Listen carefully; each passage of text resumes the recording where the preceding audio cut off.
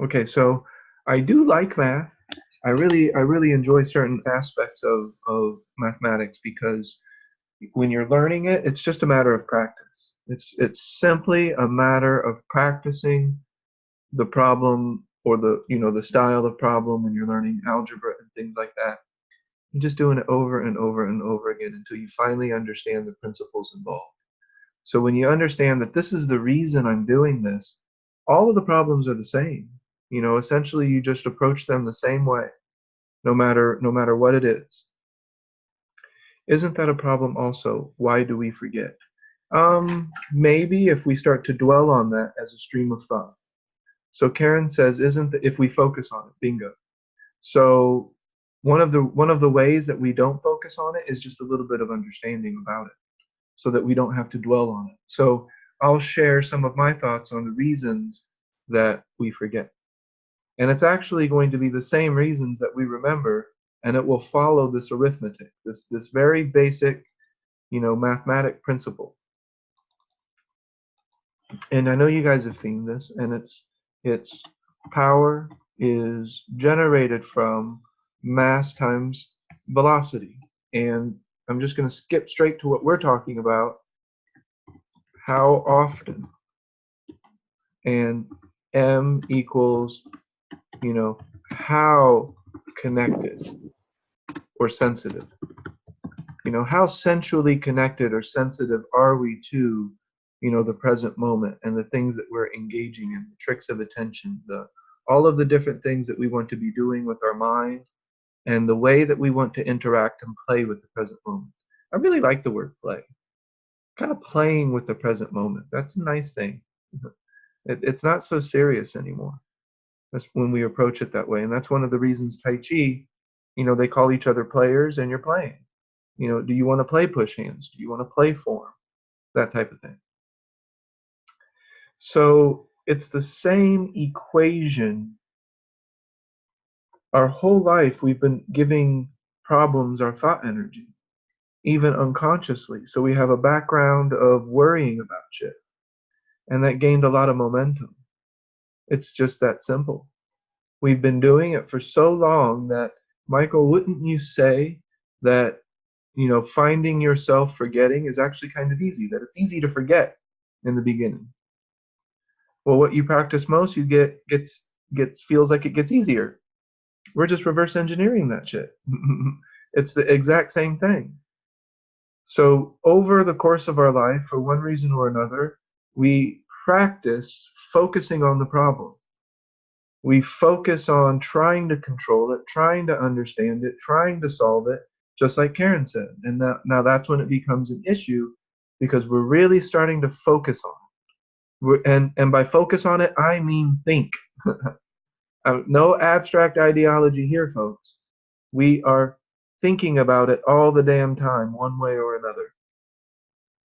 Even if we think that we're done thinking about it, it's like, I'm done. I figured this out. And then it's like, well, no, maybe not. Huh. I don't know. Yeah, no, if I think about it, then I'm not really sure now. Because, this book says this, and this teacher says this, and this religion says this, and got all this information. And it's like, damn it, which one's right? So we've gotten into the habit and the habitual response to stimuli to, respond to situations in our island of the practical that we label as problems in a certain way, with force, and it doesn't work. We're all here coming to these understandings because we know that way of exercising force ultimately does not work. Sometimes we can trick ourselves into thinking it works, just like alcohol can trick us into thinking that we're really relaxed. We kind of are in a way, but that's a crutch that we certainly don't want to rely on, right? We wouldn't want to rely on something for our relaxation to break up the habitual thought streams. And then sometimes for alcohol, that doesn't do that at all. It actually starts to incite the habitual thought stream. Same thing with marijuana. For some people, marijuana is going to just kick the same thought patterns into overdrive because the marijuana itself is a part of a habitual pattern. And then now Mary's not serving us. So now Mary is taking on a complexion that is in a type of imbalance that definitely will have a result. Suffering. In some way, suffering will result from that existing in an extreme.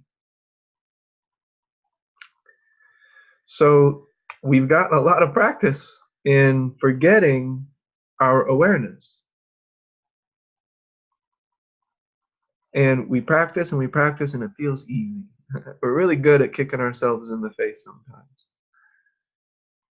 So we just reverse engineer that. Now we start to practice remembering, remembering, remembering. And you know, and I know, Michael and Lisa and Kim and everybody who's been here for a while, things are getting better. Our response to stimuli is improving. So there's no reason to believe that if we continue to apply these techniques and keep them fresh and keep them new, that won't continue.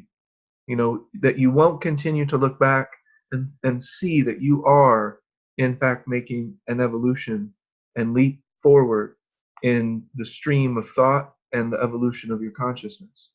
Now, sometimes we still might want to get caught in not there yet, but I don't know what you're talking about. So I can't teach getting there because I don't know where there is. So the reason we forget is just very simply, we've been practicing, for me, it was almost 30 years of practicing how to forget who I truly am. Well, no, that's not true, because when I was younger, I was actually pretty good at it. I only realized that, though, in retrospect.